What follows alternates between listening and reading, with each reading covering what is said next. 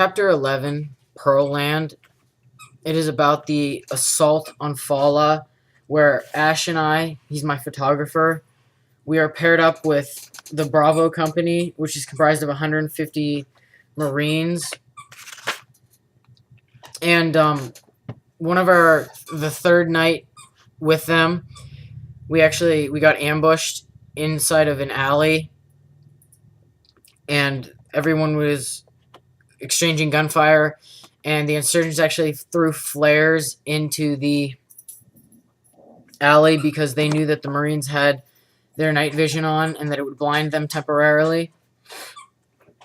In the end, we all made it out alive and unscathed, but it was definitely a welcoming committee for us.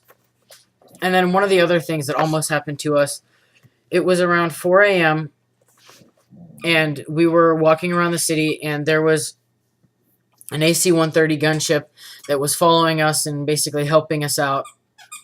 It was called Fist. And they were saying that they had spotted numerous armed men on the walls that were right to the west of us.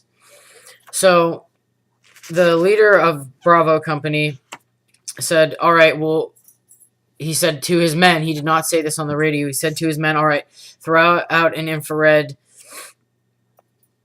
sensor so that they'll know not to shoot at us. They threw out the infrared sensor, and then Fist called the commander again and said, all right, they put a infrared light. The insurgents have an infrared light of their own, preparing to fire. That's when the commander started screaming, "Abort! Abort! Abort! That is us!" And then they said they were sorry that they had almost killed us, and then that was the last of that. Next was Ash and I basically getting one of the Marines killed. Ash had wanted a picture of a dead insurgent for the longest time because the insurgents always carried off the bodies after they had been killed. They came back for them. And there was one that was up in this tower that had a spiral staircase. And Ash and I were going, and Ash was about to run up the stairs first until one of the Marines said, "You can't go first, we have to go first."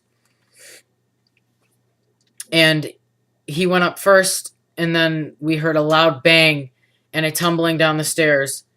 It was Sergeant Miller. He had been killed. Ash was in a state of distraught craziness. He was not being himself. In fact, the Marine took Miller's gun. It was sticky and warm from the blood, and handed it to me and said, "If you need to, you have to shoot," because Ash is not in any spot to be able to do anything as in that nature as of right now. And Ash and I felt horrible that we basically claimed the life of one of the Marines.